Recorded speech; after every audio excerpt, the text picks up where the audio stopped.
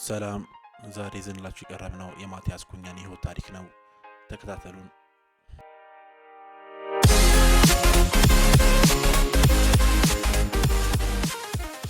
ማቲያስ ኩኛ እንደ አውሮፓውያን አቆጣጠር በ1999 በብራዚል ጃኦ ፔሶዋ ከተማ ተወለደ። እግር ኳስን በፉትሳል በሴርፊ ውስጥ ላለ ክለብ በመጫወት ጀመረ። ከዛም ወዲያውኑ ወደ ኩርቲባ ወጣቶች አካዳሚ ተቀላቀለ።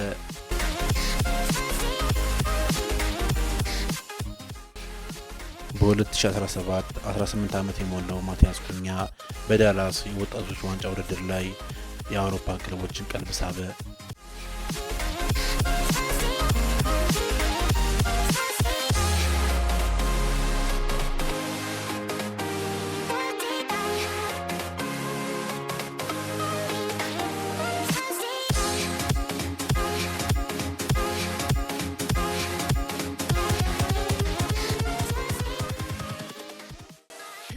በዚህም በጁላይ 2017 የመጀመሪያውን የሆነውን የአውሮፓ ክለብ ስዊዘርላንድ የሚገኘውን ሲሆን ክለብን ተቀላቀለ።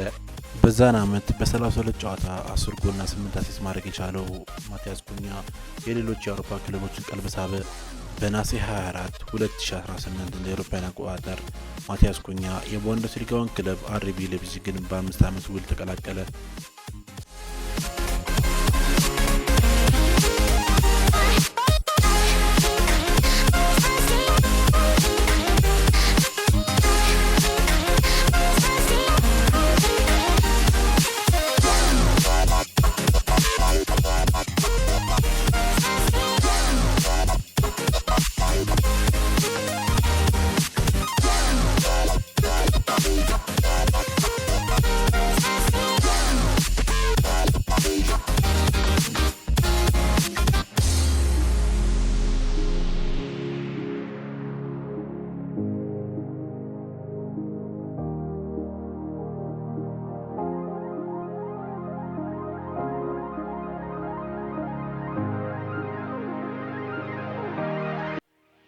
በመጀመሪያው የቡንደስሊጋ ጨዋታ ጎል ማስቆጠር የቻለው ማቲያስ ኩኛ የኋላ በ52 ጨዋታ 9 ጎልና 3 አሲስት ብቻ በማስመዝገብ ባልታወቀ ምክንያት እንደ አውሮፓውያን አቆጣጠር በጃንዋሪ 31 2020 ዓ.ም ሌላኛውን የቡንደስሊጋ ክለብ ሄርታ ቢኤስሲን ተቀላቀለ። በሄርታ ቢኤስሲ በ18 የቡንደስሊጋ ጨዋታ 6 ጎልና 4 አሲስት አስመዘገበ።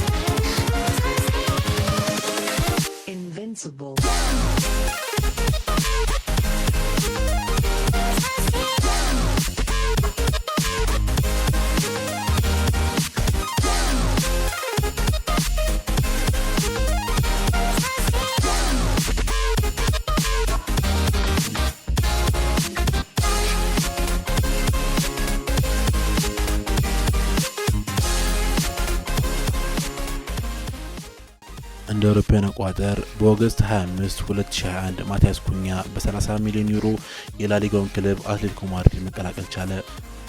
በመጀመሪያው የላሊጋ ጨዋታ ሊቫንቴ ላይ ግብ ማስቆጠር ቻለ። በአጠቃላይ በ40 ጨዋታ 7 ጎልና 6 አሲስትን ብቻ ማስመዝገብ የቻለው ማቲያስ ኩኛ እንደተጠበቀው ሳይሆን ቀርቶ እንደ አውሮፓውያን አቆጣጠር በጃንዋሪ 1 2023 ለወልቭስ በውሰት እንዲሰጥ ምክንያት ሆኗል። የመጀመሪያውን የፕሪሚየር ሊግ ጨዋታ ተቀይሮ በመግባት ከአስቶን ቪላ ጋር አደረገ። ብዙም የተሳካ የውድድር ዓመት ማሳለፍ ያልቻለው ማቲያስ ኩኛ ወልቭስ በ40 ሚሊዮን ፓውንድ በቋሚ ውል አስፈረመ።